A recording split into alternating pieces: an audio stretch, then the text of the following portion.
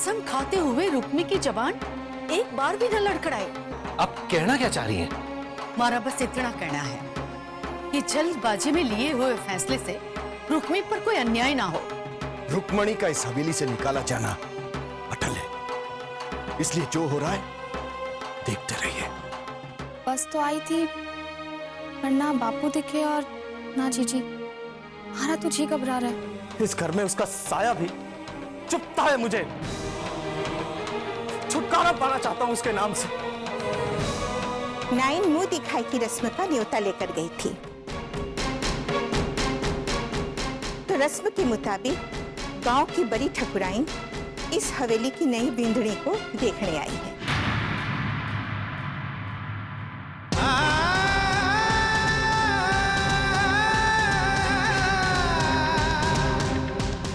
तुम सब इतना हैरान परेशान क्यों हो?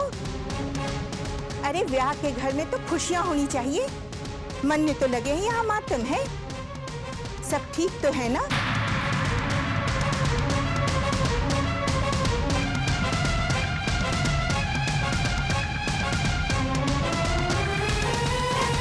सब ठीक है। आओ पधारो, विराजो। बगल आपको ठकराइन सा। खुश रहो, खुश रहो। अच्छो वर मिले। विराजिए।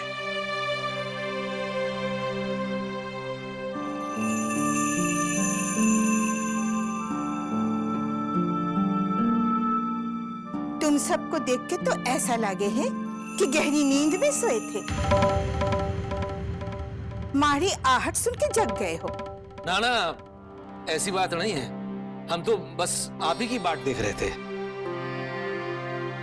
मुंह दिखाई की रस्म की शुरुआत तो आप ही से होगी ना। अरे भाई, ठकुराइन शाह की खातिरदारी का प्रबंध करो।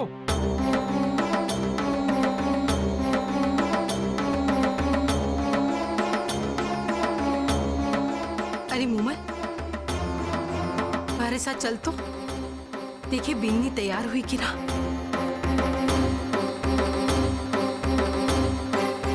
एक मेहमानों की खातिर की सारी तैयारी हुई कि नहीं? अब यहां खड़े रह के क्या कर रहे हो? जाकर देखो, हवेली की बींदनी की मुंह दिखाई है, कहीं कोई कमी न रह जाए। ठकुराइन, सब लोग बींदनी को लेकर आते ही होंगे। आप विराजो।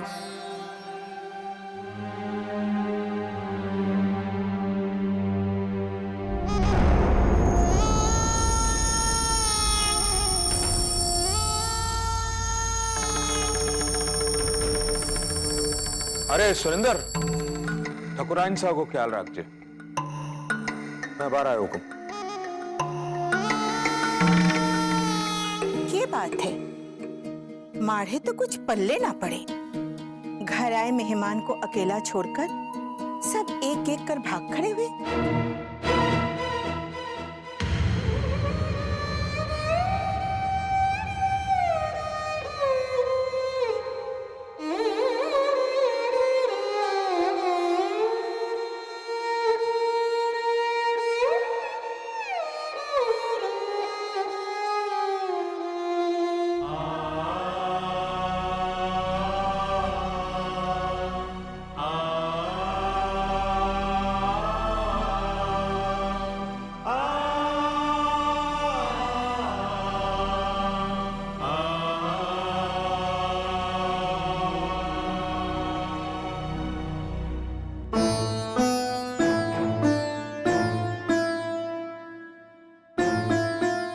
इस छोरी को हवेली से बाहर निकालने के चक्कर में हम सब ये भूल गए कि वो नाइन गांव में न्योते दे रही होगी। मारी भूल है। जब मारे को पता चला तभी जे मैं नाइन को मना कर देती तो। अरे नाइन को मना कर देती तो जे बात हम छिपाने की कोशिश कर रहे हैं, उसी बात का पूरे गांव में ढिंढोरा पिट जाता। मासा, अब क्या हुआ? गांव के और भी लोग आने लगे हैं मुंह दिखाई के लिए। अच्छा ठीक है, तू जा। हे भगवान, ये छोरी ना हुई गले में हड्डी हो गई, ना निकल सके है ना उगल सके है। कहीं बड़ी ठकुराइन को कोई शक तो नहीं हो गया? अगर हुआ भी होगा तो बड़े ठाकुर साहब के सामने जबान न खोल सके। इससे पहले कि उनकी हिम्मत बढ़ जावे, उनके मुंह बंद करने होंगे। हमारे को तो एक ही रास्ता दिखे, रुक्मणी की मुंह दिखाई करवा लो। पापा, ऐसा कतई नहीं होगा। उस छोरी को सबक सिखाकर उस मदन सिंह का नाक काटना जरूरी है। ईंट का जवाब पत्थर से देना थारी आदत बन गई है दीप। अरे बोलने से पहले जरा ये तो सोच, मदन सिंह की नाक तो बाद में कटेगी। गांव में जो न्योते गए हैं वो लोग तो मुंह दिखाई के लिए आवेंगे, और जब इस हवेली की बींदनी को ना देख पाए तो किसकी नाक कटेगी?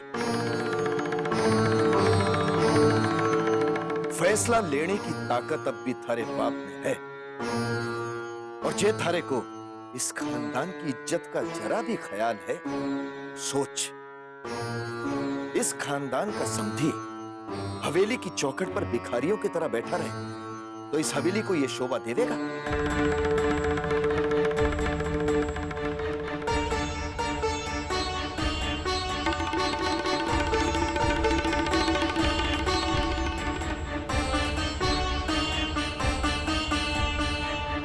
मैंने फैसला कर लिया है, रुक्मणी की मुंह दिखाई होवेगी।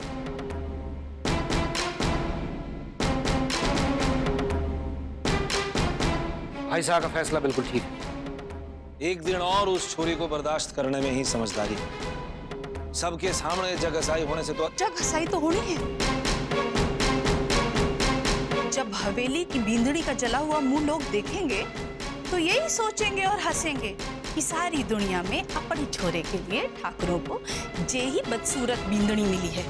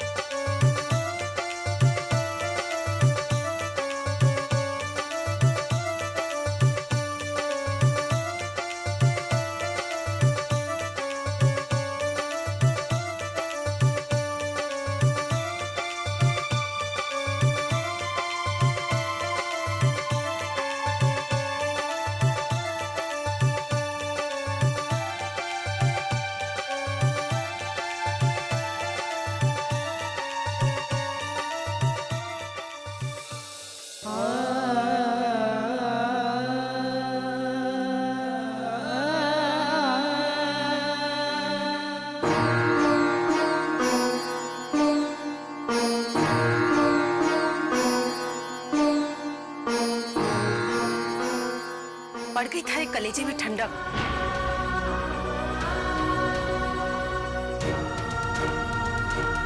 ऐसे घूर घूर के क्या देख रही है तू? वैसे भी तो तू यही चाहती थी ना कि थारे को इस हवेली में नौकरानी बनाकर रख दिया जाए। तो ले, थारी ये इच्छा भी पूरी हो गई।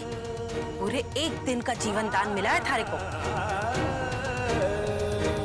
इस हवेली की नौकरान बनने की जिसकी औकात न थी, उसे सबके सामने लोक लाज के खातिर इस हवेली की नई बींदड़ी, नई महारानी बनाकर ले जाना पड़ रहा है। इस भिखारिन को फिर से रानी बनाओ, जिससे इस हवेली की लाज बनी रहे। चलो जीजी।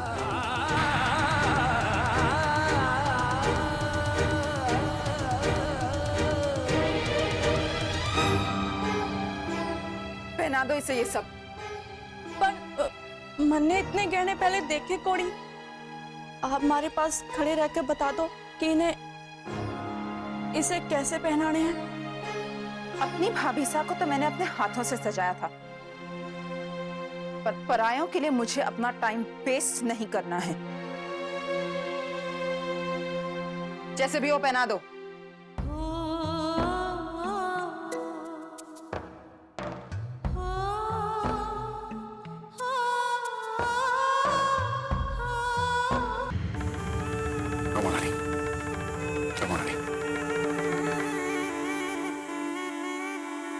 अरे तुम दोनों यहाँ हवेली के पीछे क्या कर रहे हो?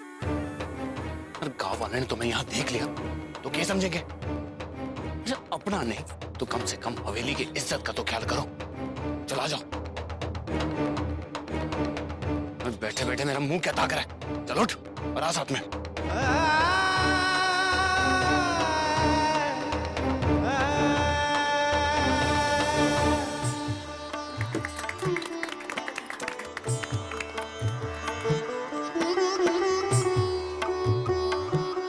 भाभी साहब, रुक्मी ने बड़ी देर कर दी। हाँ तो कब तक गाना बजाना करते रहेंगे? घर भी तो जाना है ना। ओहो तो जाओ ना, लेकिन खाना वाना खा के जाना। रुक्मी के सासरे में सब ठीक तो है ना? अरे ठीक काहे नहीं होगा? आज सुबह ही इनकी बड़े ठाकुर से फोन पे बात हुई थी।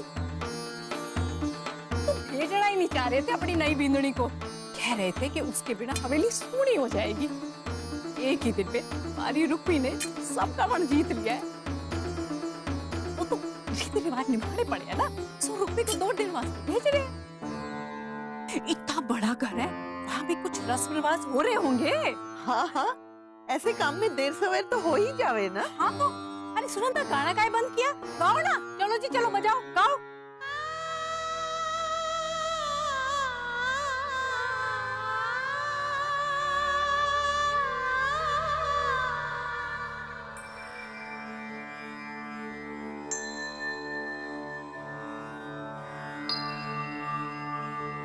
दादी साहब, भगवान जी ने तो आपकी प्रार्थना सुन ली है। चलिए अब तैयार हो जाइए। मोमल, अपनी दादी सास से ऐसे बात कर रहे हैं कि? बड़ी माँ साहब आप भी तैयार हो जाइए। आज उस रुक्मी की मुंह दिखाई की रस्म जो करने जा रहे हैं, गांव की बड़ी ठकुराइन आई है। अब एक दिन और सहना पड़ेगा उस कलमुही को।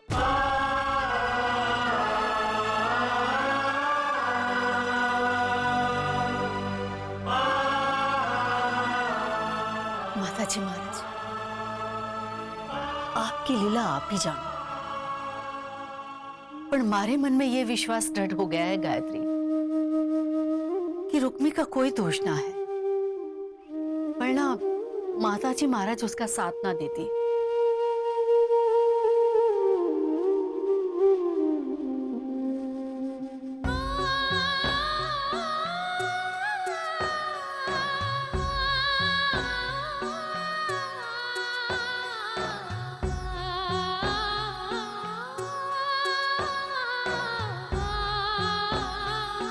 अरे जीजी, अब फिर से तैयार हो गई? अब माए साथ और बापू के साथ घर नहीं चल रहे? जीजी, हवेली में कितने लोग आए हैं, ये सब क्या चल रहा है जीजी? कुछ समझ ना आवे है किसु। मनने लागे है कि दादी सा ने बड़ी ठाकुर सा से बात कर ली। तो आपको ऐसा कि आपसे भट्टी हो गई? पता नहीं। भाभी साहब, आपने नीचे बुलाया है। गांव की बड़ी ठकुराइन आई हैं आपने मुंह दिखाई की रस्म के लिए।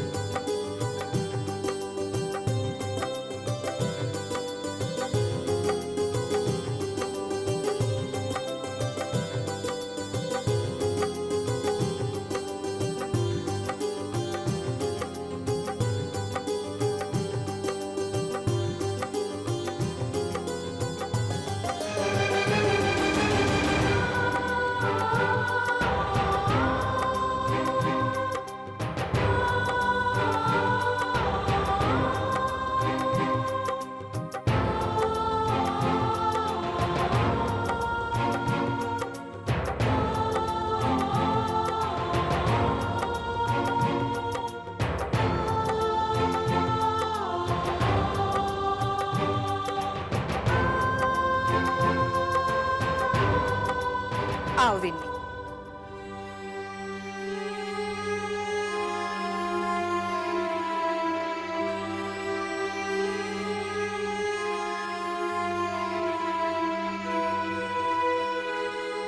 मुंह दिखाई की रस्म शुरू करें? जी।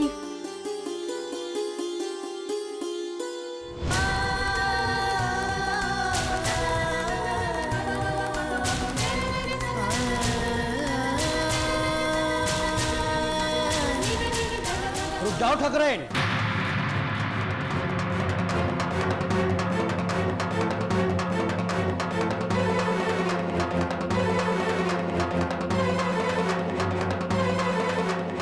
क्या बात है पंडित जी? ठाकुराइन साहब, अभी नई बिंदनी का घूंघट ना उठाओ।